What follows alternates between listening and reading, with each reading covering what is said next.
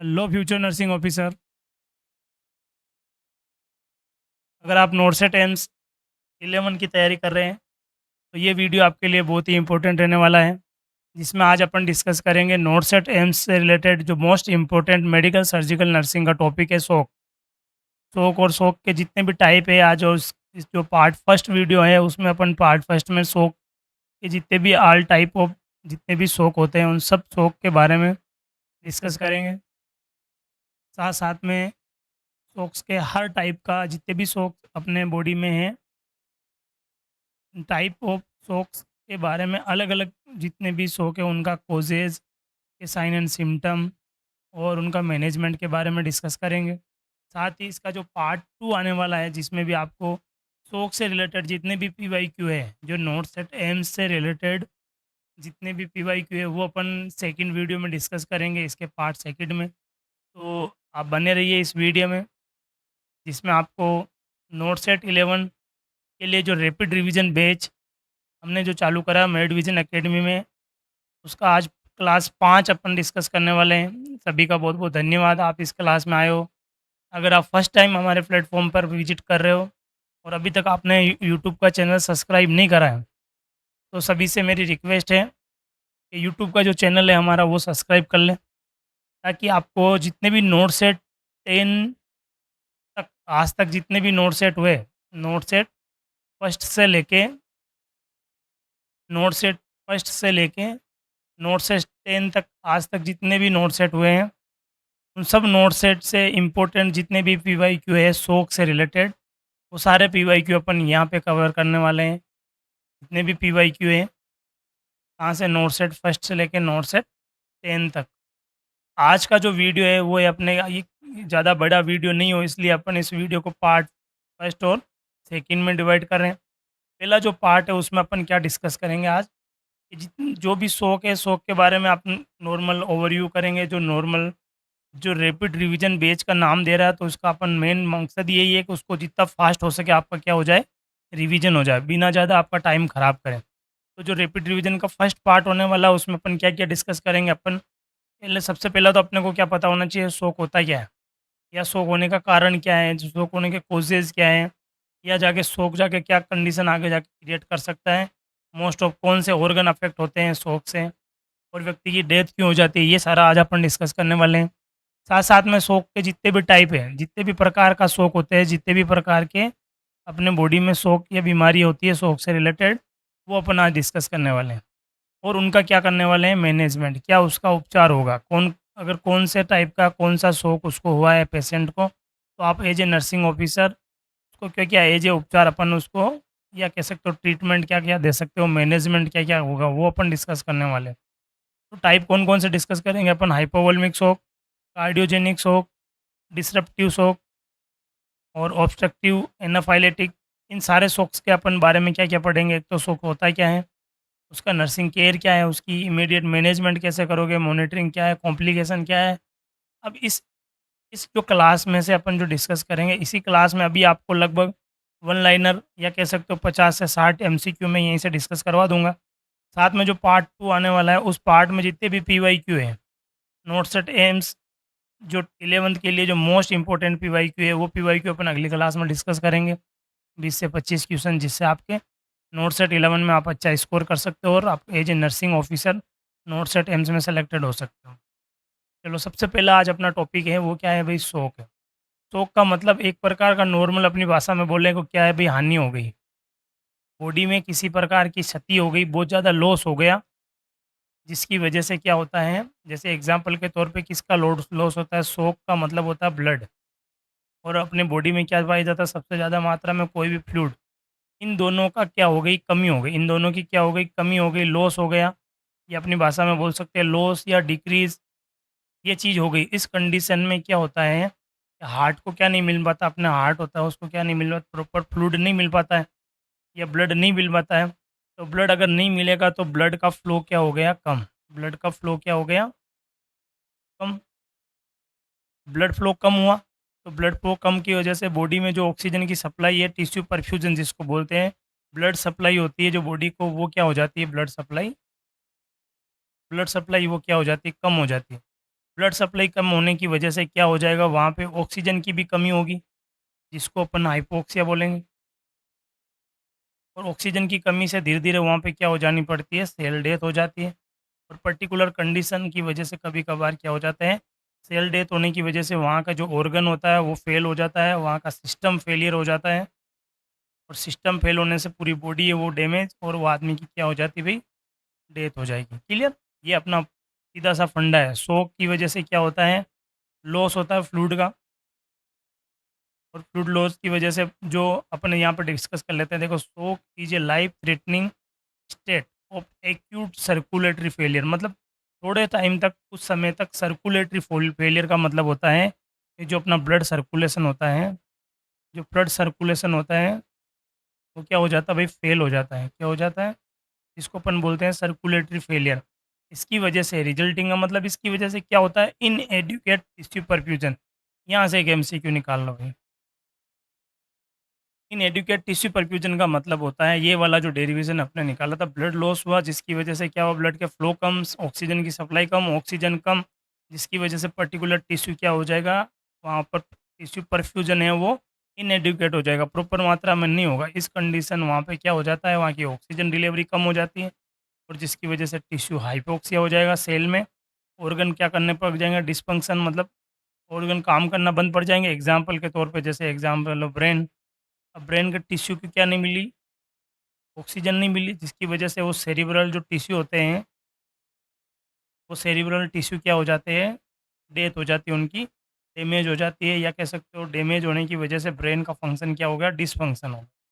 और इस वजह से अगर वो टाइम पे उसका उपचार नहीं होता है, अगर वो स्ट्रोक का पेशेंट है, कोई आदमी स्ट्रोक में चला गया, एक्सीडेंट हुआ, उसको बहुत ज़्यादा ब्लड का लॉस हो गया एक्सीडेंट की वजह से, अगर उसका प्रॉपर ट्रीटमेंट वहाँ नहीं करा जाए तो वो आदमी क्या हो जाएगा, मर जाएगा। ये अपना आज का टॉपिक होने वाला है। आशा करता हूँ कि यहाँ तक आपको बहुत ही ईज़िली समझ में आ गया होगा शौक होता क्या है।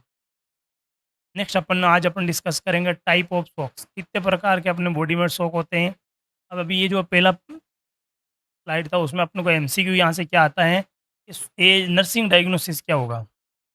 यहाँ पे बहुत बार सवाल आता है कि जो शॉक का पेशेंट होता है उसमें नर्सिंग डायग्नोसिस क्या मिलता है? तो इसमें होगा इनएडिक्वेट टिश्यू परफ्यूजन। क्लियर? यहाँ तक समझ में आ गया सबका? अब क्या होता है, अपन पढ़ेंगे यहाँ पे टाइप्स ऑफ, क्या-क्या प्रकार है, कौन-कौन से शौक के अलग-अलग प्रकार कौन-कौन से होने वाले हैं। देखो फर्स्ट अपन जो कह सकते हो, मोस्ट कॉमन कह सकते हो अपन, वो सबसे ज़्यादा कौन-सा होता है, हाइपोवोलेमिक। मोस्ट कॉमन जो मात्रा में या सबसे ज़्यादा जो मरीज़ मिलते हैं वो किसके मिलते हैं, हाइपोवोलेमिक। देखो अब ये अपने को याद कैसे करना, अपने को देखो ईज़िली तरीका है। हाइपो का मतलब होता है कमी, और वॉल्यूम का मतलब होता है फ्लूइड वॉल्यूम। वॉल्यूम का मतलब है यहाँ पे जो ब्लड है या बॉडी में जो फ्लूइड होता है, वो फ्लूइड की क्या हो गई भई, कमी हो गई।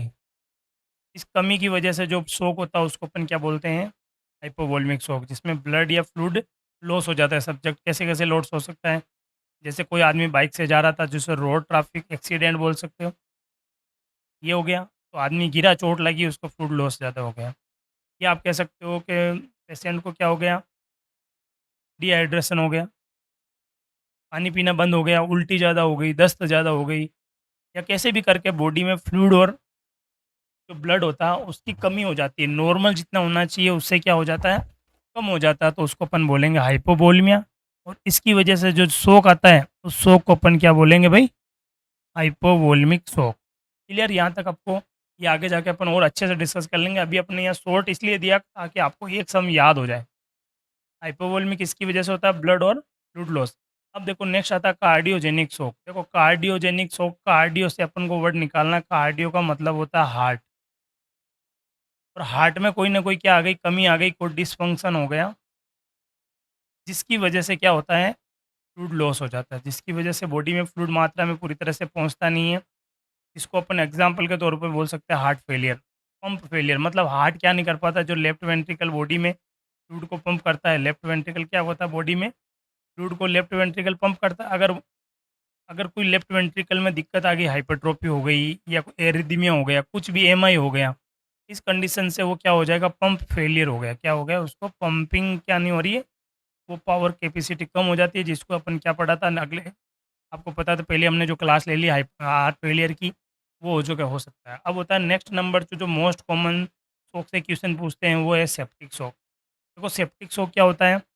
शॉक की कंडीशन हुई ब्लड में, जो कह सकते हो बॉडी में किसकी कमी हुई, फ्लूइड की कमी हुई, और टिश्यू परफ्यूजन इनएडिक्वेट हुआ या कम हुआ, वो किसके कारण हुआ? बॉडी में कहीं न कहीं क्या हो गया भाई, इन्फेक्शन हो गया। कहीं मान लो हार्ट में इन्फेक्शन हो गया, या कहीं भी बॉडी में कोई इन्फेक्शन होने की वजह से फ्लूइड वॉल्यूम क्या हो रहा है, लॉस हो रहा है, तो अपन बोलेंगे सेप्टिक शॉक। क्लियर यहाँ से? तीनों समझ में आ गए। चौथा क्या है? एनाफाइलेटिक। एनाफाइलेटिक का मतलब सीधा अपने कहीं एनाफाइलेटिक आ जाता है, उसका मतलब क्या रखना अपने को, एलर्जी। मान लो कोई भी आदमी कोई चीज़ से एलर्जी होगी, कुछ चीज़ खाई उससे एलर्जी होगी, या बॉडी में कोई चीज़ अपने दवाई लगी हुई, कोई ड्रग वगैरह अपने को उसको दिया, उससे एलर्जी हो गई। इस कंडीशन से जो शॉक इन अपने बॉडी में हो रहा है, उसको अपन बोलेंगे एनाफाइलेटिक शॉक।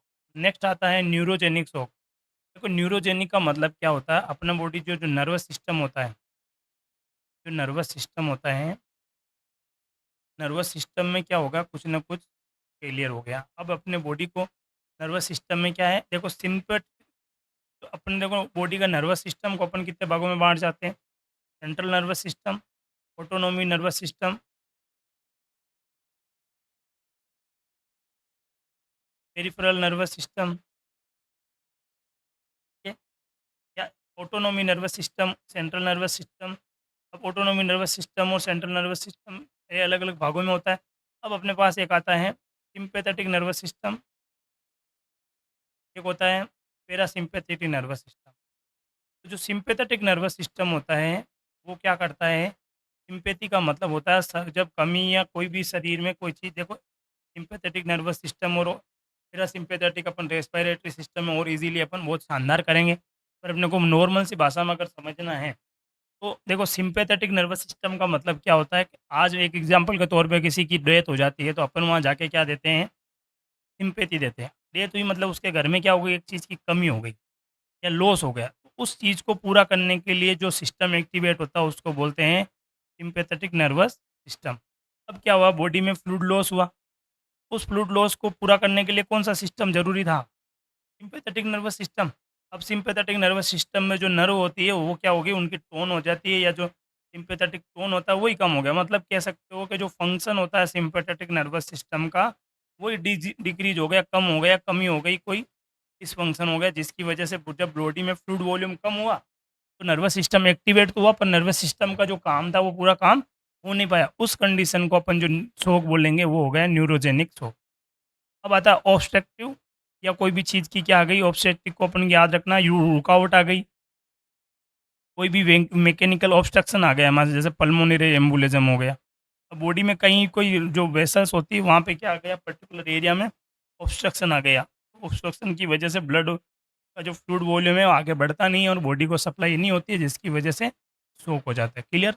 ये 3 और 3 6 टाइप अपन अच्छे से डिस्कस करते हैं नेक्स्ट स्लाइड में। यहाँ तक आपको अगर क्लास अच्छी लगी हो, और क्लास आपको लगता है कि ये नॉर्सड एम्स के लिए बहुत इंपॉर्टेंट क्लास और आपको इजीली समझ में आ रही है, तो इसको एक बार लाइक ज़रूर करें, और चैनल में अगर आप नए आए हो तो सब्सक्राइब करें यूट्यूब चैनल।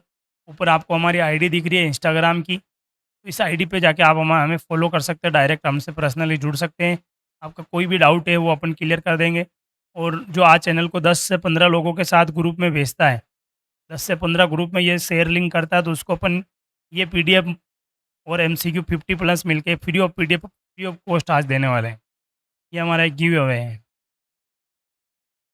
चैनल के सारे जो लिंक हैं, जो मेडविजन अकेडमी के जितने भी प्लेटफॉर्म हैं, उन सारे प्लेटफॉर्म के लिंक इस वीडियो के डिस्क्रिप्शन में दे दिए गए हैं। अब देखो अपनी जो क्लास है वो कौन सी है भाई साहब, रैपिड रिवीजन है। रैपिड का मतलब होता है फास्ट, रिवीजन का मतलब है स्मरण करना। जितना फास्ट अपन याद करवाएंगे, उतना फास्ट कोई नर्सिंग कोचिंग नहीं करवाने वाली है। देखो रैपिड रिवीजन किसके लिए कर रहे हैं अपन, अभी अपना जो टारगेट है वो क्या है, नोट सेट 11। नोट सेट 11 है कब, सबको पता होना चाहिए, 12/9/26 को है भाई।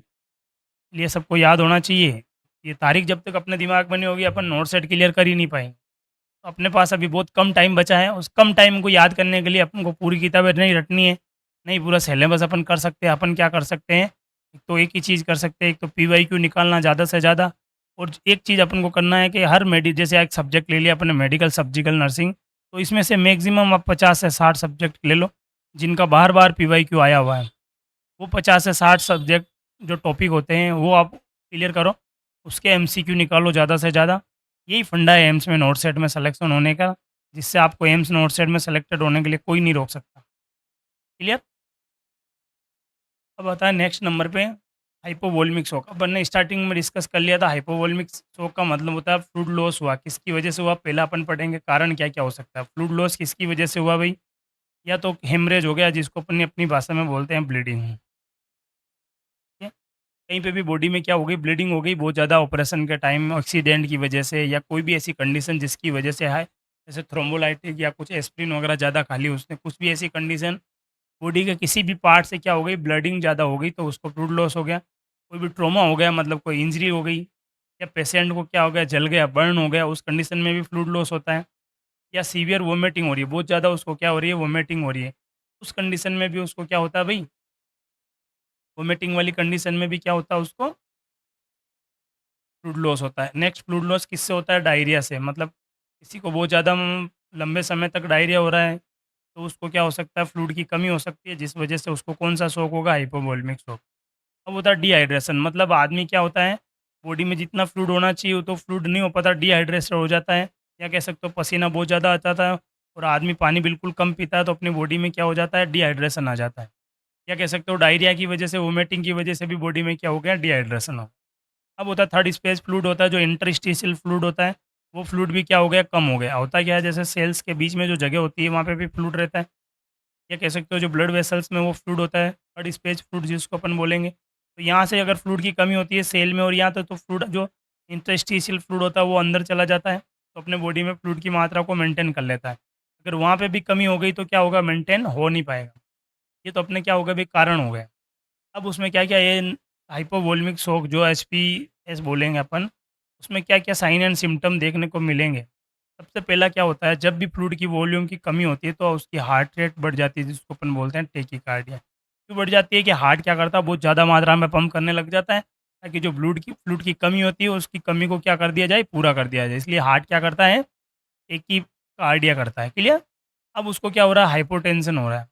मतलब फ्लूइड वॉल्यूम अगर बॉडी में कम हो रहा है तो उसकी क्या होगी भाई, बीपी कम होगी। ये हमेशा ध्यान रखो, ये अपोजिट डायरेक्शन में, ये याद रखो। ठीक है? अब आता है, अब उसकी जो स्किन होगी वो कोल्ड कामी स्किन होगी, फ्लूइड वॉल्यूम की कमी हो जाएगी तो स्किन क्या पड़ जाएगी, उसकी ठंडी पड़ जाएगी। और उसकी जो कैपिलरी रिफिल का टाइम होता है, कैपिलरी रिफिल का मतलब जो अंगूठी, जो अपनी अंगुली वगैरह होती है ना, उस अंगुली के टिप से ऊपर के थोड़ी अपन दबा के छोड़ते हैं वापिस, तो जो लाल एकदम से कलर वापिस आता है उसको बोलते हैं अपन कैपिलरी रिफिल बोलते हैं। वो क्या हो जाती है, अगर फ्लूइड वॉल्यूम की कमी होती है तो वो रिफिल की टाइम होती है वो क्या हो जाती है, कम हो जाती है। नेक्स्ट है उसकी जो पल्स अपन चेक करेंगे तो पल्स बहुत ही क्या आएगी, वीक आएगी, मतलब बहुत ही कम मात्रा में उसको काउंट करेंगे तो बिल्कुल धीरे-धीरे आएगी, तो अपन महसूस ही नहीं कर पाएँगे। या उसको क्या रहेगा, हाइपोवोल्मिक शॉक वालों को बहुत ज़्यादा प्यास लगेगी, या उसके जो यूरिन आउटपुट है वो भी बिल्कुल क्या हो जाएगा, यूरिन आउटपुट, ओलिगोयूरिया का मतलब क्या होता है भई, जो यूरिन आउटपुट है वो 400 एमएल से ही कम चला जाता है, जिसको अपन बोलते हैं ओलिगोयूरिया बोलेंगे। मतलब यूरिन आउटपुट नॉर्मल कितना होना चाहिए, एक मतलब 24 घंटे में जो यूरिन आउटपुट होता है वो कितना होना चाहिए, 1500, या एक कह सकते हो 1 से 1.5 लीटर मिनिमम अपने होना चाहिए। अगर वो नहीं होता है 1.5 लीटर तक और वो कम चला जाता है 400 तक, तो वो कितना हो गया ऐसा, उसको क्या बोलेंगे, ओलिगोयूरिया, मतलब यूरिन आउटपुट बहुत कम हो जाएगा। और हाइपोवोलेमिया की वजह से जो सेंसेशन होते हैं अपने बॉडी के 5, वो सेंसेशन में क्या हो जाएगी, कमी हो जाएगी। या कह सकते हो वो आदमी को कन्फ्यूजन वगैरह ऐसा चीज़, सेंस नहीं होगा किसी भी चीज़ का। नेक्स्ट अपने उसका मैनेजमेंट करें। देखो हाइपोवोलेमिक शॉक हो गया, क्या-क्या कैसे पहचानेंगे? क्या-क्या इसके सिम्पटम होते हैं, क्या कारण होते हैं? और अब नेक्स्ट अपना बनता है मैनेजमेंट। देखो सबसे जो प्रायोरिटी मैनेजमेंट होता है शॉक का, यहाँ से एक एमसीक्यू बनता है, शॉक का प्रायोरिटी मैनेजमेंट क्या है? ए, बी, सी, डी, ई। सबसे पहले अपने को मैनेजमेंट क्या रखना होता है? एयरवे और ऑक्सीजन। क्लियर? यहाँ से एक एमसीक्यू निकल गया। नेक्स्ट एमसीक्यू यहाँ से आता है कि मोस्ट कॉमन कॉज़ है, वो क्या है? हेमरेज। क्लियर? या फिर इसके बाद में जो मोस्ट कॉमन सिम्पटम होते हैं, टेकीकार्डिया और हाइपोटेंशन, कोल्ड कामीज़। क्लियर? ये अपना आ गया। अब क्या हुआ करते हैं, जैसे ही आदमी को जब हाइपोवोलेमिक शॉक होता है तो उसको 2 लार्ज बॉल आईवी, मतलब जो 22 से 20, कह सकते हो 20, 22 या 18 जो गेज के जो कैनुला आते हैं बड़े वाले, 20 का छोड़ो, 20 और 18 गेज जो बड़े लार्ज बोर का मतलब होता है कि गेज का जो अपना आईवी जो कैनुला लगाते हैं ना, जैसे 24 वाला कैनुला किसमें लगता है, बच्चों में, और 18 वाला कब लगता है, जब ब्लड ट्रांसफ्यूजन करते हैं 16, 18। तो लार्ज बोर वाला इसलिए लगाए हैं कि उसको जो फ्लूइड की मात्रा कम हुई तो बहुत कम समय में ज़्यादा उसको मात्रा में क्या कर सकते हैं अपन, एक साथ 2। अब देखो क्यों लगाते हैं, 2 लगाने का रीज़न ये है, मान लो हाइपोवोलेमिक शॉक का मरीज़ है, बहुत ज़्यादा खतरे में, तो जो दोनों हाथों में कैनुला लगा दिया जाता है। एक में फ्लूइड यहाँ से ज़्यादा मात्रा में चाहिए तो दोनों में फ्लूइड लगाओ, या हो सकता है कभी-कभार एक कैनुला कहीं क्या हो गया भाई, रुक गया, कैनुला ब्लॉक हो गया, या कह सकते हो इन्फिल्ट्रेशन हो गया, जिसकी वजह से क्या कर सकते हैं अपन, दूसरा कैनुला चालू रहता है तो वहाँ से फ्लूइड कंटिन्यू मिलता रहे। क्लियर? यहाँ पे एक एमसीक्यू बनता है कि भाई शोक का मरीज आया, उसको अपने लार्ज बोर 2 कैनुला क्यों लगाए? ये वाला लगाने का रीज़न यही है कि उसको जो ब्लड की जो अपन आईवी आईवी जो ब्लड फ्लूइड सप्लाई देंगे उसमें क्या नहीं, इंटरप्शन कहीं पे नहीं आए, कोई रुकावट नहीं आए, या बहुत ज़्यादा मात्रा में एक साथ देना हो तो डबल अपन एक साथ डबल दे सकते हैं। और कौन-सा देते हैं? आइसोटोनिक फ्लूइड देते हैं। यहाँ से एक एमसीक्यू आएगा भाई, यहाँ से एमसीक्यू और निकलता है कि जो फ्लूइड दिया जाता है वो फ्लूइड कौन-सा होता है? उसको देते हैं आरएल देते हैं। कौन-सा देते हैं भई? आरएल। आइसो जो टॉनिक फ्लूइड होता है वो कौन-सा देते हैं अपन, उसको आरएल देते हैं। क्लियर? अब अगर मान लो उसको ब्लड वॉल्यूम आप कह सकते हो उसकी, जब अपन सीबीसी वगैरह करवाते हैं, उस कंडीशन में उसका अगर एचबी बहुत ज़्यादा कम आ रहा है और उसकी हिस्ट्री किसकी है? हेमरेज की है, ब्लीडिंग की है, उसको बहुत ज़्यादा ब्लड लॉस हुआ है, उस कंडीशन पे अपन उसको बीटी चढ़ाएँगे। क्लियर? यहाँ से एक एमसीक्यू बनता है कि मान लो आपको ऐसा पूछेगा कि एक पेशेंट आया साहब 25 साल का और एक्सीडेंट हो गया उसका, ब्लड लॉस बहुत ज़्यादा हो गया। एज ए नर्सिंग ऑफिसर उसको अपन, या आपने कह सकते हो कि उसको ब्लड ट्रांसफ्यूज़न करवाया तो उसका रीज़न क्या है? तो हेमरेज रीज़न है, क्योंकि road traffic accident most common जो एडल्ट में डेथ का कारण बनता है। ये भी यहाँ से सवाल बनता है। अब क्या होता है कि फर्स्ट अपना जो as a management, as a nursing officer, यहाँ से एमसीक्यू बनता है कि एक पेशेंट है, ब्लीडिंग के साथ में आ रहा है, तो अपना फर्स्ट प्रायोरिटी एक्शन क्या होगा? फर्स्ट प्रायोरिटी एक्शन होगा, उसकी जो ऑक्सीजन के बाद में अगर जो प्रायोरिटी एक्शन आता है, यहाँ पे ऑक्सीजन, देखो एयरवे फर्स्ट आ गया, और ऑक्सीजन या ब्रीथिंग जिसकी अपन साँस लेने में कुछ दिक्कत वगैरह हो तो ये क्या हो गया? बी हो गया। तो सी नंबर पे होता है वो सर्कुलेशन, उसके बाद में क्या करना उसको, सर्कुलेशन या ब्लीडिंग अगर हो रही है तो उस कंडीशन में उसको क्या रखना, अपने को ब्लीडिंग वाले को हमेशा ध्यान रखना है कि उसकी ब्लीडिंग रोकनी है, जिससे उसको और ज़्यादा फर्दर फ्लूइड लॉस नहीं हो। क्लियर? नेक्स्ट है उसका इंटैक्ट आउटपुट चार्ट बनाना, ये भी किसका काम है? एज ए नर्सिंग ऑफिसर का काम है। और पेशेंट को सर्जरी के लिए डॉक्टर को रेफ़र करना, अगर सर्जरी ज़रूरत है, जैसे कोई एक्सीडेंट हो गया, हाथ कट गया, इधर घूम गया, उस कंडीशन में ऑपरेशन की ज़रूरत पड़ती है तो उसको सर्जरी करवाना है। ठीक है? ये आपको हाइपोवोलेमिक शॉक एकदम करेक्ट मैं कह रहा हूँ कि नोट सेट 11 के लिए इसमें से क्वेश्चन 100% छपने वाले हैं 11 के लिए। प्री और मेंस में दोनों में आप देखना मेडविज़न अकेडमी से कितने एमसीक्यू आते हैं। जो हमारा फेसबुक का प्लेटफ़ॉर्म है, उस फेसबुक के प्लेटफ़ॉर्म पे अभी जो राजस्थान सीएचओ का एग्ज़ाम हुआ, उसमें 60 प्लस क्वेश्चन आए हैं। चाहे नर्सिंग ऑफिसर का एग्ज़ाम हो, चाहे सीएचओ का एग्ज़ाम हो, चाहे साइकियाट्रिक नर्स का, उन सब में मिला के नर्सिंग के 40 से 50 या 50% प्लस क्वेश्चन हैं भई एज इट। तो अगर आप चाहते हो कि न नोट्स एट एम्स की तैयारी के लिए आपको एमसीक्यू चाहिए तो हमारा जो फेसबुक पेज है उस पे 6500 प्लस, या कह सकते हो 6500 जो एमसीक्यू है वो हमारे फेसबुक पेज पे फ्री ऑफ कॉस्ट पड़े हैं। सारे सिस्टम, सारे सब्जेक्ट को मिला के हमने बनाए हैं, तो जल्द आप जाके वहाँ पे भी, जिसका डिस्क्रिप्शन में लिंक हम दे देंगे फेसबुक का। नेक्स्ट अपना जो आ रहा है वो है कार्डियोजेनिक शोक। अभी हमने स्टार्टिंग में जो पढ़ाया था, कार्डियोजेनिक का मतलब होता है किसकी वजह से हो रहा है, कहीं न कहीं उसमें किस कौन अफ़ेक्ट कर रहा है, हार्ट में या अपना जो हृदय होता है, उसमें कहीं न कहीं चीज़ रुकावट की आ गई, कुछ ना कुछ कमी आ गई, कोई ना कोई डिस्फंक्शन हो गया, जिसकी वजह से आदमी किस में चला गया, शोक में। देखो यहाँ पे एक एमसीक्यू आ गया भाई फटाक से, ये वाला एमसीक्यू नोट कर लो आप। यहाँ से जो मिलियन डॉलर का क्वेश्चन यही है, ये वाला एमसीक्यू क्या है, कि जो मोस्ट कॉमन सवाल आता है कि most common cause of cardiogenic shock, तो आपको एक्यूट एमआई बोलना है। क्लियर? यहाँ अपना सवाल निकलता है। अब क्या होता है ऐसा कंडीशन में जिसको मरीज़ को क्या है, सीवियर हार्ट फेलियर है। सीवियर हार्ट फेलियर है तो सीवियर हार्ट फेलियर की वजह से क्या नहीं होगा, लेफ्ट वेंट्रिकल का क्या है, कॉन्ट्रैक्शन नहीं होगा, तो फ्लूइड की वॉल्यूम बॉडी में जाएगी नहीं, और बॉडी में फ्लूइड नहीं जाएगा तो टिश्यू परफ्यूजन का लॉस हो जाएगा। तीसरा कारण होता है वो है एरिथमिया, जैसे वेंट्रिकुलर फिब्रिलेशन वगैरह, ये जो जो जितने भी रिदम से रिलेटेड डिसऑर्डर होते हैं, उनकी वजह से भी क्या हो सकता है, उसको कार्डियोजेनिक शोक हो सकता है। अगर मान लो हार्ट की धड़कन 300 है, तो हार्ट पूरी तरह से पंप कर पाएगा क्या? भाई उसको टाइम ही नहीं मिल रहा है फिलिंग करने के लिए, तो इतना फास्ट कॉन्ट्रैक्ट कर रहा है 1 मिनट में। उस कंडीशन में बॉडी को क्या नहीं पहुँच पाता है, फ्लूइड पूरी मात्रा में नहीं पहुँच पाता है। नेक्स्ट होता है कार्डियोमायोपैथी। देखो कार्डियोमायोपैथी होता क्या है, जैसे मान लो ये अपना हार्ट है, हार्ट के चारों चैम्बर है। अब क्या होता है, आदमी जैसे जो एथलेटिक्स वगैरह होते हैं, क्रिकेट वगैरह खेलने वाले, फुटबॉल, वॉलीबॉल खेलने वाले, उनका हार्ट की जो मसल्स होती है मायोकार्डियम, वो क्या हो जाती है ज़्यादा मात्रा में, या ज़्यादा अपन जिम वगैरह जो जाने वाले होते हैं, एथलेटिक्स वगैरह होते हैं, वजन उठाने वाले, तो जो लेफ्ट वेंट्रिकल की जो दीवार होती है वो दीवार बहुत मोटी हो जाती है, जिसको अपन बोलते हैं कार्डियोमायोपैथी। क्लियर? ये मोटी हो जाती है। उस कंडीशन में अब मोटी होने की वजह से जब ये कॉन्ट्रैक्शन करेगा अपना हार्ट, तो क्या नहीं कर पाएगा, फोर्सफुल कॉन्ट्रैक्शन नहीं होगा, और जितना फ्लूइड मात्रा में आगे भेजना चाहिए उतने ब्लड में बॉडी में नहीं जाएगा। एक तो ये कंडीशन। दूसरा, अगर हार्ट का जो चैम्बर है उसकी साइज़ भी क्या हो जाती है, धीरे-धीरे अंदर से छोटी हो जाती है, क्योंकि मांसपेशियाँ बड़ी हो जाती हैं। तो जितना फ्लूइड भरना चाहिए उतना फ्लूइड भी नहीं भर पाता। इस कंडीशन पे कार्डियोमायोपैथी क्या करती है भई, कार्डियोजेनिक शॉक करती है। ये क्लियर आपको? चलो नेक्स्ट नंबर पे आता है मायोकार्डाइटिस। मायोकार्डाइटिस का मतलब होता है जो मायोकार्डियम होती है उसमें क्या हो गया, इन्फेक्शन हो गया। अब इन्फेक्शन यहाँ हो जाएगा तो ये क्या काम पूरा कर पाएगी, क्या नहीं कर पाएगी, तो कॉन्ट्रैक्शन भी नहीं होगा, लेफ्ट वेंट्रिकुलर फीलिंग नहीं होगा, लेफ्ट वेंट्रिकल कॉन्ट्रैक्शन नहीं होगा।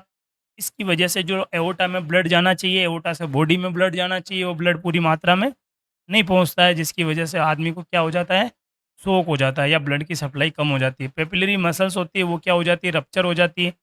ये भी क्या, हार्ट के अंदर जो मसल्स पाई जाती है वो भी क्या हो गई, रप्चर हो गई, जिसकी वजह से क्या होता है, जो वाल्व वगैरह होता है वो पूरी तरह से ओपन या क्लोज नहीं हो पाते, तो सर्कुलेटरी फेलियर हो जाता है। नेक्स्ट अपन अब आएंगे कार्डियोजेनिक शोक के क्या क्या सिम्टम होंगे। देखो, चेस्ट पेन होगा अगर एमआई है, पल्मोनरी एडिमा हो सकता है उसको, अगर हार्ट फेलियर हो जाता है। कौन सा हार्ट फेलियर, लेफ्ट साइड का हार्ट फेलियर होता है, तो कौन सा अंग होता है अफेक्टेड, लंग्स, एल से याद करना है, लंग्स। इस कंडीशन में पल्मोनरी इडीमा हो जाता है, मतलब जो लंग्स में क्या हो जाती है, स्वेलिंग, सूजन आ जाती है, पानी इकट्ठा हो जाता है प्लूरा वगैरह में। नेक्स्ट आता है जो जुगुलर वेन का प्रेशर होता है वो क्या हो जाता है, बढ़ जाता है जुगुलर वेन प्रेशर। ये कब होता है, राइट साइड के हार्ट फेलियर में। नेक्स्ट होता है कोल्ड एक्सट्रीमिटी, जो उसकी पैर वगैरह होते हैं वो कितने ठंडे पड़ जाते हैं। नेक्स्ट, अब जब उसका लंग्स व जो अस्कल्टेशन करते हैं, जो कौन सा साउंड आता है उसको क्रैकल साउंड नहीं देता है, पल्मोनरी एडिमा का या फ्लूइड का जो साउंड होता है। साथ साथ में उसको क्या हो गई, बीपी की कम हो गई और हार्ट रेट बढ़ गई। ये तो सेम ही चीज़ है दोनों। अब उसका मैनेजमेंट क्या करेंगे, मैनेजमेंट के लिए हमेशा याद रखो ABCDE, तो का मैनेजमेंट हमेशा ये एमसीक्यू आता है। सबसे पहला फर्स्ट प्रायोरिटी क्या हो गया भाई, ऑक्सीजन या एयरवे, उसको क्लियर करके उसको ऑक्सीजन की सप्लाई करेंगे। नेक्स्ट है, अगर मान लो एमआई वगैरह है तो उसकी ईसीजी मॉनिटरिंग करेंगे। अगर हार्ट से रिलेटेड कार्डियोजेनिक शॉक है तो हार्ट से रिलेटेड है तो आपको ईसीजी तो करना ही करना है। नेक्स्ट है डोबोटामीन, जो अपना ड्रग होती है, जो फर्स्ट लाइन आइनोट्रोपिक होते हैं वो देंगे उसको। या नोर एपिनेफ्रिन, अगर सीवियर हाइपोटेंशन, बहुत ज़्यादा बीपी डाउन चली गई उसकी, 50 या 40 पे आ गई उसकी सिस्टोलिक प्रेशर, उस कंडीशन पे उसको क्या देंगे भाई, नॉन एपिनेफ्रिन, या जिसको अपन बोलते हैं नॉन एड्रेलिन भी बोल सकते हैं। क्लियर? नेक्स्ट अपन उसको क्या बोल देंगे, डायूरेटिक। डायूरेटिक कब देंगे, जब पल्मोनरी एडिमा उसको होगा। और कोरोनरी आर्टरी बाईपास ग्राफ, या जैसे परकुटेनियस, जो आप कह सकते हो, जो अगर उसको एमआई है तो उस कंडीशन में उसको क्या कर देंगे, ऑपरेशन या सर्जरी कर सकते हैं। ये अपना कार्डियोजेनिक शॉक हो गया। क्लियर? यहाँ तक आशा करता हूँ सबको समझ में आ गया होगा। बहुत ही ईज़िली मैंने जो समझा दिया है। नेक्स्ट नंबर पे आता है, तीसरा आता है सेप्टिक शॉक। देखो, इस जो शॉक के टॉपिक बहुत बड़ा टॉपिक है, उसको अपन ने 2 क्लासें बनाई है भाई। इसलिए अभी जो पार्ट फर्स्ट है, और पार्ट फर्स्ट अगर आपने देखा है तो पार्ट सेकंड उसको ज़रूर देखें, ताकि उसमें जो आपके पीवाईक्यू है नोट सेट एम्स के लिए, या स्टेट गवर्नमेंट या सेंट्रल गवर्नमेंट, ईएसआईसी, डीएसआईसी, ईएसआईसी या डीएसएसबी हो गया, या कह सकते हो आरएमएल हो गया, एसजीपीजे, सारे एग्जाम से रिलेटेड पीवाईक्यू हम इसी में दे देंगे अगली क्लास में। देखो, नेक्स्ट नंबर आता है सेप्टिक। देखो, सेप्टिक को याद रखना है, सेप्टिसीमिया नाम सुना? सेप्टिसीमिया, जिसको अपन बोलते हैं ब्लड इन्फेक्शन, क्या हो जाता है, ब्लड इन्फेक्शन। मतलब सेप्टिक का मतलब जहाँ आ जाता है, एंटीसेप्टिक यूज़ करते हैं कि नहीं करते इन्फेक्शन को ख़त्म करने के लिए? एंटीसेप्टिक क्या है, इन्फेक्शन को ख़त्म करने वाला, और सेप्टिक का मतलब क्या है, इन्फेक्शन। बॉडी में कहीं भी इन्फेक्शन हुआ, कोई बीमारी हुई, उस इन्फेक्शन की वजह से बॉडी को क्या हो गया, शोक में चली गई, जैसे निमोनिया हो गया। अब निमोनिया होने की वजह से क्या हो जाता है, इन्फेक्शन का है लंग्स का, या एल्वियोलाई जो होती है वो इफेक्ट हो जाती है, तो क्या नहीं होता, बॉडी में ऑक्सीजन की सप्लाई पूरी तरह से नहीं हो पाती है, और टिश्यू परफ्यूजन वो लॉस हो जाता है, जिसको सर्कुलेटरी फेलियर अपन बोल देंगे। नेक्स्ट होता है यूटीआई। अगर कोई यूटीआई का इन्फेक्शन हो गया, उसको ई. कोलाई वगैरह हो गया, या हॉस्पिटल एक्वायर्ड इन्फेक्शन हो गया। नेक्स्ट है एब्डोमिनल इन्फेक्शन, जैसे पेरिटोनाइटिस, पेरिटोनियल जो कैविटी होती है उसमें कोई ना कोई पेट में इन्फेक्शन आ गया। कोई अपने बॉडी का वाउंड इन्फेक्शन है वो जाके बॉडी में वहाँ चला गया, या उसको मेनिंजाइटिस हो गया, ब्रेन का इन्फेक्शन हो गया।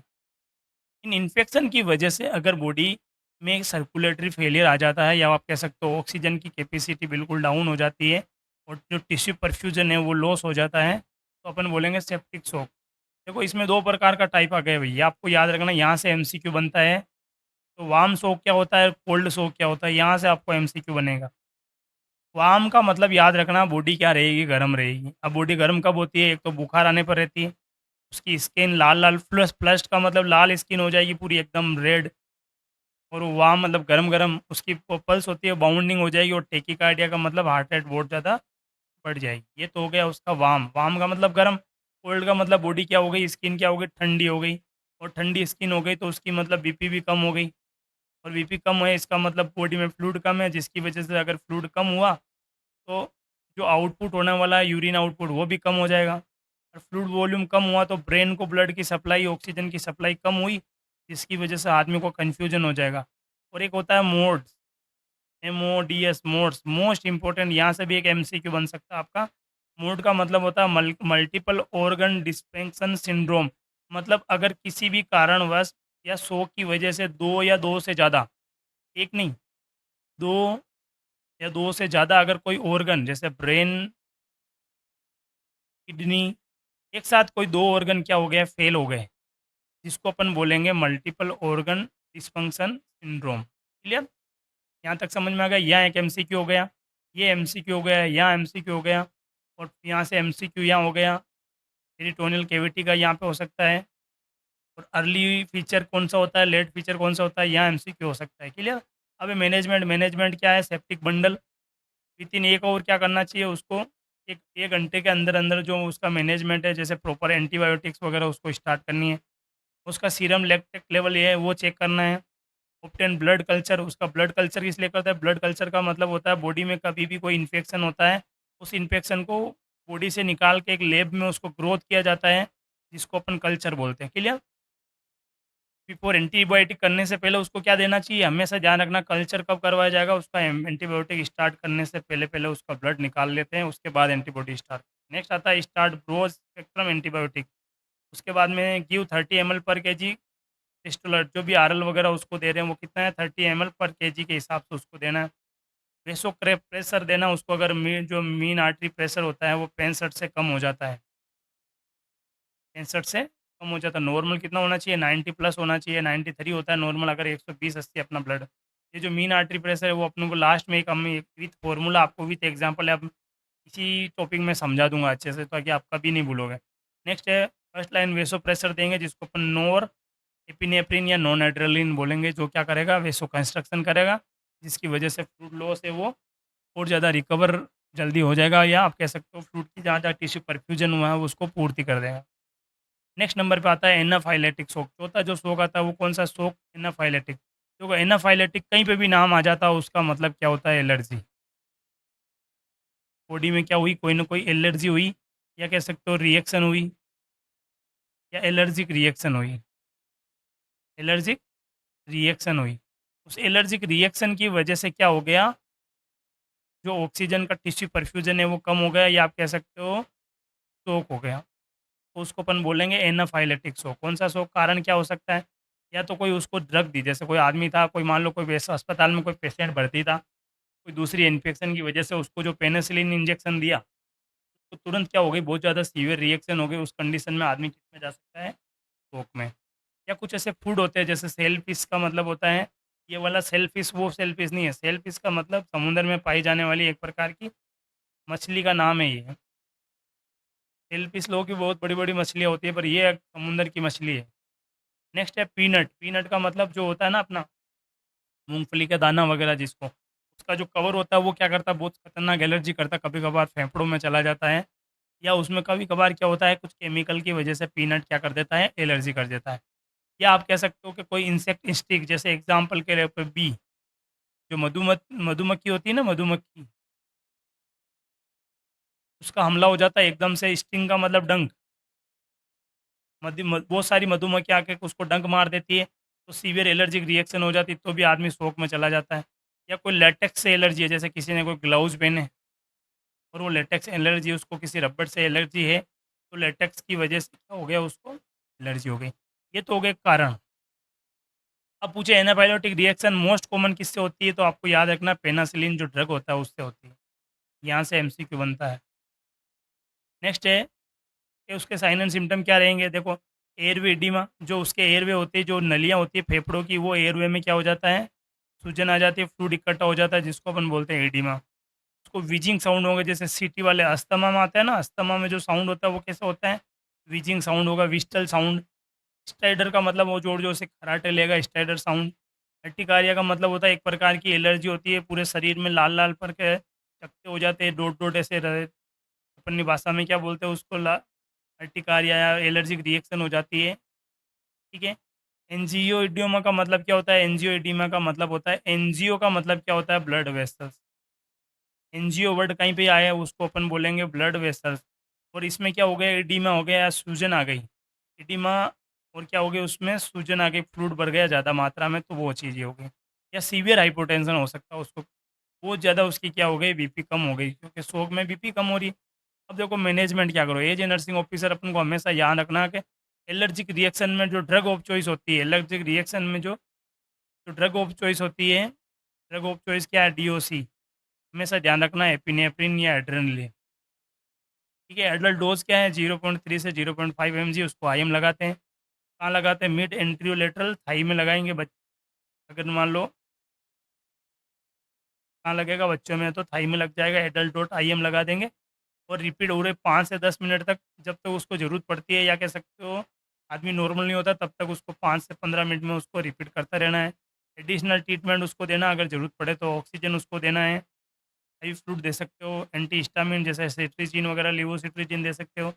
कोर्टिकोस्टेरॉइड जैसे हार्टो को हाइड्रोकोर्टिसोन देते हैं मोस्ट ऑफ, या आप यहाँ पे एविल भी कर सकते हो एंटी हिस्टामिन में। ब्रोंकोडायलेटर का मतलब होता है जैसे साल्ब्यूटामोल वगैरह देते हैं, जिससे उसके जो ब्रंकस होते हैं वो डायलेट हो जाते हैं, अस्थमा में जो देते हैं। ये इसका मैनेजमेंट है एनाफाइलेटिक शॉक में। क्लियर, यहाँ तक आपको क्लियर समझ में आ गया। आप चाहो तो इसकी स्क्रीनशॉट भी ले सकते हो, और अगर आप हमारे चैनल को सपोर्ट करके 10 से 15 ग्रुप में भी शेयर करके, हमारे को पर्सनल मैसेज करके, व्हाट्सअप या टेलीग्राम चैनल में हम आपको, या कह सकते हो इंस्टाग्राम पे हमारा जो अकाउंट दिख रहा है मेडिविजन एकेडमी, आप डायरेक्ट वहाँ से कॉन्टैक्ट करके हम आपको ये व्हाट्सअप के थ्रू ये पूरी पीडीएफ हम आपको भेज सकते हैं। नेक्स्ट आता है न्यूरोजेनिक शॉक। देखो, न्यूरोजेनिक शॉक का मतलब क्या होता है, यहाँ से याद रख लो, न्यूरो मतलब नर्वस सिस्टम से हुआ है, या ब्रेन में कहीं ना कहीं दिक्कत हुई जिसकी वजह से शॉक हुआ। देखो सर्वाइकल, देखो सीएनएस होता है ना, जो अपना सेंट्रल नर्वस सिस्टम, वो किससे बना होता है, ब्रेन और स्पाइनल कॉर्ड। अब क्या होता है, मान लो कोई आदमी एक्सीडेंट हो गया, बाइक एक्सीडेंट हुआ, या कमर उसकी टूट गई, या कह सकते हो स्पाइनल कोड है वो cerebral spinal cord, cervical spinal cord होता है ना जो। देखो सर्वाइकल, थोरेसिक, लंबर, सेक्रम और कोक्सिक, ये जो स्पाइनल कोड के अलग अलग पार्ट है। सर्वाइकल का मतलब गर्दन से जस्ट पास जो नीचे की तरफ जो होता है उसको अपन क्या बोलते हैं, सर्वाइकल स्पाइनल कोड होता है। और वो क्या कंट्रोल करता है अपने बॉडी के पूरे हार्ट के, या जो आप कह सकते हो कि जो फेफड़ों वगैरह का जो फंक्शन को कंट्रोल करता है। अगर उसमें क्या हो गई, स्पाइनल कोड इंजरी हो गई, तो क्या हो सकता है, उसको शोक हो सकता है, वो जाके शोक में चला जाता है। तो कौन सा शोक है, न्यूरोजेनिक शोक। यहाँ पे एक एमसीक्यू आ गया अभी आपका, most common cause of neurogenic shock, cervical cord injury. Injury या फिर आप कह सकते हो हाई स्पाइनल एनेस्थीसिया, या आपने मान लो किसी आदमी की सर्जरी, कोई मान लो कोई ऑपरेशन हुआ, या कह सकते हो एलएससीएस किसी लेडीज में हो, ऑपरेशन के टाइम क्या दिया जाता है भाई, एनेस्थीसिया दिया जाता है। कौन सा एनेस्थीसिया, लोकल और जनरल एनेस्थीसिया। लोकल से कुछ नहीं होगा, जनरल एनेस्थीसिया, यहाँ से एमसीक्यू बनता है कि कौन से एनेस्थीसिया से क्या होता है, न्यूरोजेनिक शॉक होने का चांसेज होता है। एक तो अपने को याद रखना है कौन सा वाला होगा, सबसे पहला तो जनरल एनेस्थीसिया होगा। उसके बाद में उसको क्या होना चाहिए, हाई स्पाइनल एनेस्थीसिया, मतलब स्पाइनल कोड में बहुत ज़्यादा मात्रा में जो उसको दे दिया, जिसकी वजह से उसको बेहोश करते हैं। Spinal cord injury, spinal cord anaesthesia में ही तो उसको लगाते हैं, उस कंडीशन में उसको क्या हो जाता है, शोक हो जाता है। क्लियर। नेक्स्ट नंबर पे आता है उसके क्लिनिकल सिम्टम क्या हो सकते हैं। यहाँ से एक एमसीक्यू बनता है, हर बार एमसीक्यू पूछा गया है, नोट सेट का पीवाईक्यू है भाई। ये इकलौता जो न्यूरोजेनिक शॉक इकलौता शॉक है जिसमें आदमी को ट्रेकिकार्डिया नहीं होकर क्या होता है, ब्रेडिकार्डिया होता है। यहाँ से एमसीक्यू याद रखना अपने को, हार्ट रेट हॉलमार्क साइन क्या है, ब्रेडिकार्डिया। अब उसकी वार्म स्किन क्या हो गई, अब ठंडी नहीं पड़ के स्किन क्या हो गई, गर्म हो गई। बीपी उसकी कम रहेगी, हार्ट रेट उसकी भी कम रहेगी, और बीपी भी कम रहेगी। ये दोनों अपोजिट में नहीं होके इक्वल होगी, किसमें? केवल न्यूरोजेनिक शॉक में। और सिंपैथेटिक टोन तो कम हो ही रही है। अब आता है उसका मैनेजमेंट। मैनेजमेंट में क्या देना उसको? क्रिस्टलोइड देंगे, जैसे आईवी क्रिस्टलोइड का मतलब उसको आरएल वगैरह देंगे। नॉन एपिनेफ्रिन, अब अगर हाइपोटेंशन बहुत ज़्यादा मात्रा में हो रहा है तो उसको ये भी दे देंगे अपने नॉन एड्रेनलिन। एट्रोपिन कब देते हैं? जब सिम्प्टोमेटिक ब्रेडिकार्डिया, बहुत ज़्यादा ब्लड, जो ब्रेडिकार्डिया का मतलब होता है कि उसकी जो पल्स रेट होती है बहुत ज़्यादा डाउन जा रही है, 60 से कम अगर जा रही है तो अपन क्या बोलेंगे? ब्रेडिकार्डिया। और ब्रेडिकार्डिया हो रहा है तो उसको क्या देंगे भाई? एट्रोपिन देंगे, अगर मान लो उसकी बहुत मात्रा में हार्ट रेट बिल्कुल डाउन गई। और स्पाइनल कोड अगर इंजरी लग रहा है तो उसको इमोबिलाइज रहेंगे, बिल्कुल भी हिलाना डुलाना रही है परमानेंट, उसको बेड रेस्ट करवानी है। और स्पाइनल कोड अगर इंजरी हो गई तो उसके ऑपरेशन या सर्जरी, जो भी ट्रीटमेंट उसका लागू हो रहा है वो ट्रीटमेंट अपन करवाएंगे। क्लियर? नेक्स्ट स्लाइड में अपने पास में आ रहा है छठा, जो लास्ट इसका जो टाइप है, obstructive shock. Obstructive disruptive shock में ये जो अभी आया था ना दो तीन, ये न्यूरोजे, ये सारे मिलाकर डिसरप्टिव शॉक बनते हैं भाई, इसलिए हमने अलग से डिस्कशन करवा दिया, अलग से कोई ज़रूरत नहीं पड़ेगी डिस्क्रिप्टिव में। आपको याद रखना, ऑब्स्ट्रक्टिव का मतलब होता है कोई भी चीज़ में क्या आ गई भाई? रुकावट आ गई। जैसे मेसी पल्मोनरी एम्बोलिज्म होगा, पल्मोनरी एम्बोलिज्म हुआ अगर मान लो, तो उस कंडीशन में लंग्स से वापस क्या नहीं होगा? हार्ट तक ब्लड वो ऑक्सीजनेटेड नहीं पहुंच पाएगा, और ऑक्सीजन की सप्लाई कम होगी, टिश्यू परफ्यूजन कम हो जाएगा। एम्बोलिज्म कार्डियक टेम्पोडेड है। कार्डियक टेम्पोडेड का मतलब वही अभी मैंने बताया था, जो हार्ट को कवरिंग करने वाली जो लेयर होती है जिसको अपन पेरिकार्डियम बोलते हैं। पेरिकार्डियम में क्या होता है? फ्लूइड इकट्ठा ज़्यादा मात्रा में हो जाता है, जिसकी वजह से, इन्फेक्शन की वजह से, अब इसकी वजह से हार्ट क्या नहीं कर पाया? पूरी तरह से फूल नहीं पाता, नहीं कॉन्टैक्ट कर पाता है, तो वो जो सर्कुलेटरी फेलियर होता है उसको अपन बोलेंगे कार्डियक टेम्पोडेन है।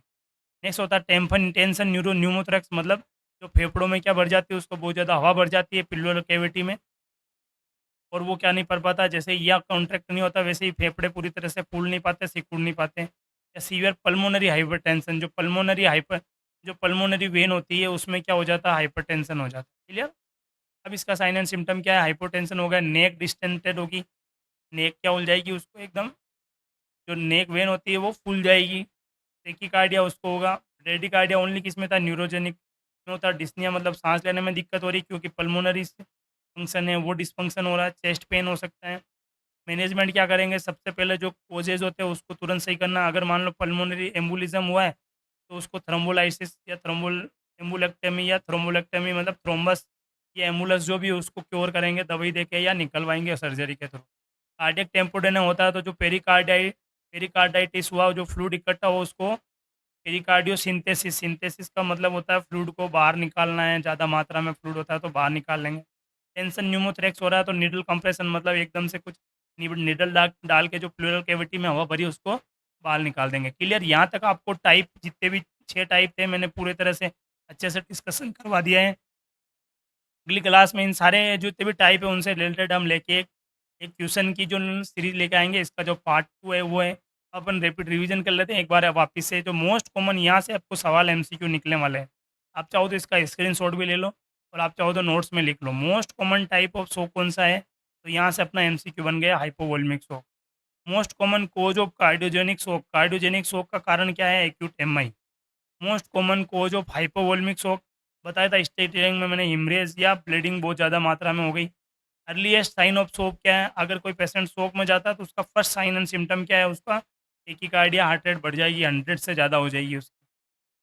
नेक्स्ट नंबर है best marker of tissue hypoperfusion, serum lactate जो लेवल होगी वो अपन चेक करेंगे, जिससे अपन क्या पता लगा सकते हैं टिश्यू हाइपोपरफ्यूजन, मतलब टिश्यू में किसकी मात्रा कम है, ऑक्सीजन की मात्रा, या आप कह सकते हो टिश्यू नेक्रोसिस होने वाला। लेक्टोजिन जो लैक्टिक एसिड होता है ना, इससे आदमी थक जाता है, टिश्यू थक जाता है, तो मसल्स या टिश्यू क्या करते हैं? ब्लड में लैक्टो एसिड है वो सीक्रेट करते हैं। जब सीरम लैक्टेट चेक करेंगे तो वो क्या होगा? बढ़ा हुआ मिलेगा। फर्स्ट लाइन वेसोप्रेशर कौन सा हो? सेप्टिक शॉक में नॉन एपिनेफ्रिन या non adrenaline.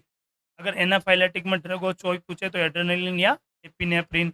Hallmark neurogenic shock क्या है? ब्रेडिकार्डिया विथ हाइपोटेंशन, मतलब पहला ऐसा है जिसमें हार्ट रेट भी कम हो रही है और बीपी भी कम हो रही है। टारगेट जो मीन आर्टरी प्रेशर है शॉक में कितना होना चाहिए? 65 से ज़्यादा होना चाहिए। इससे ज़्यादा है, इससे कम है तो उसको अपन क्या करेंगे? रेससिएशन करेंगे, या उसका जल्दी से जल्दी अपन ट्रीटमेंट। एडिक्वेट यूरिन आउटपुट कितना होना चाहिए? मोर देन 0.5 ml पर केजी पर आवर। मान लो एग्जाम्पल के तौर पे कितना है? एक आदमी का वज़न 10 किलो है, 0.5 ml उसको गुणा करेंगे और पर हार्ट रेट के हिसाब से इसका काउंट निकालेंगे। क्लियर? अब अपन जो मोस्ट इम्पोर्टेंट एक चीज़ डिस्कस करने वाले हैं वो है मैप। यहाँ से इसका स्क्रीनशॉट ले लेना। ये क्वेश्चन में आप पूछ लो कि जो एम्स नोट सेट के लिए मिलियन डॉलर का क्वेश्चन है, बहुत इंपॉर्टेंट क्वेश्चन। नेक्स्ट है मीन आर्टरी प्रेशर होता है क्या? देखो मीन आर्टरी का मीन का मतलब क्या होता है? बीच का, अपनी भाषा में वो क्या बोलते हैं? बीच का। ठीक है, मीन का मतलब क्या होता है? मीन, मॉडरेट, ये चीज़ें पढ़ी ना अपन। मीन आर्टरी प्रेशर का मतलब है एवरेज निकालना अपने को। Average pressure in the artery during one complete cycle. एक बार हार्ट का कॉन्ट्रैक्शन, सिस्टोल और एक बार डायलेशन, उन दोनों का एक बोलते हैं, एक कार्डियक साइकिल बोलते हैं, सीसी। उस कंडीशन में वाइटल ऑर्गन तक जो प्रेशर डिवाइड होता है, driving blood flow wider and better indicator of organ perfusion, मतलब it reflect the pressure dividing blood flow to the vital, मतलब पर्टिकुलर जो बॉडी के वाइटल वाइटल ऑर्गन है वहाँ तक पूरी मात्रा में ब्लड पहुँच रहा है कि नहीं पहुँच रहा है, उसका टिश्यू परफ्यूजन चेक करने के लिए जो फॉर्मूला होता है जिसको अपन बोलेंगे मीन आर्टरी प्रेशर बोलेंगे। अब उसके लिए क्या फॉर्मूला याद रखेगा? देखो मीन आर्टरी प्रेशर का मतलब है कि जो सिस्टोलिक ब्लड प्रेशर है उसमें 2 जोड़ना है और उसको डायस्टोलिक ब्लड प्रेशर से गुना करना है और फिर 3 का भाग देना है। एग्ज़ाम्पल देखो, एसबीपी का मतलब सिस्टोलिक ब्लड प्रेशर, डीबीपी मतलब डायस्टोलिक। देखो होता क्या है कि बीपी कितनी अपनी, अगर मान लो कोई नॉर्मल आदमी की बीपी 120/80 है, 120 सिस्टोलिक प्रेशर और उसके बाद में 2 जोड़ना, इसको डायस्टोलिक प्रेशर से क्या करना, गुना, फिर 3 का भाग देना। अब 120 को 80 से गुणा करते, 200 पहले क्या करते हैं, हमेशा गुणा को करते हैं फिर प्लस करते हैं।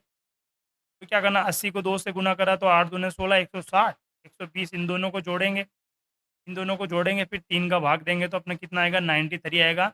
ये अपना मीन आर्टरी प्रेशर है नॉर्मल। और ये 65 से अगर कम चल जाता है तो उसको हाथों हाथ फ्लूइड देना चालू कर देना चाहिए। क्लियर? ये अपना मैनेजमेंट शौक का इसी से निकालते हैं। थैंक यू सभी का इस क्लास में बने रखने के लिए। हमारा फेसबुक चैनल मेडविजन एकेडमी और इंस्टाग्राम पेज मेडविजन एकेडमी और यूट्यूब चैनल, तीनों आप फॉलो और सब्सक्राइब कर लें, जिनका लिंक आज इस वीडियो के डिस्क्रिप्शन में आपको मिल जाएगा। आशा करता हूँ कि ये जो क्लास आपको है वो बहुत ही अच्छे से समझ में आ गई होगी। इससे रिलेटेड कुछ और भी आपको डाउट हो, कोई भी क्वेश्चन हो जो अभी तक समझ में नहीं आया है, तो आप बेझिझक हमारे जो प्लेटफॉर्म है उसमें पर्सनल मैसेज करके या इस ग्रुप में, इस व्हाट्सअप जो भी एट प्रेजेंट जो यूट्यूब पे वीडियो चल रहा है उसमें कमेंट करके भी बता सकते हो। सभी का बहुत बहुत धन्यवाद क्लास में बने रहने के लिए। सभी सपोर्ट करते रहिए। मेडिविजन एकेडमी आपके लिए बहुत और भी अच्छी अच्छी क्लास लेके आएगा। बहुत जल्दी एमसीक्यू की जो क्विक रिवीजन 100 एमसीक्यू की क्लास सीरीज बहुत जल्दी चालू कर रहेंगे। जैसे ही ये 100 टॉपिक पूरे हो जाएंगे उसके बाद जो 15 दिन का रैपिड रिवीजन करवाएंगे हम, 12 तारीख, एक एक सितंबर से 12 सितंबर तक। यूँ मान के चलो कि 6-6 घंटे, 5-5 घंटे हमारा काम रहेगा कि एमसीक्यू करवाना। और नोट सेट एम्स में आपको 100% सिलेक्शन देना की गारंटी मेडविजन एकेडमी लेगा। ठीक है? थैंक यू सभी का। मिलते हैं अगले वीडियो में। सपोर्ट करते रहिए।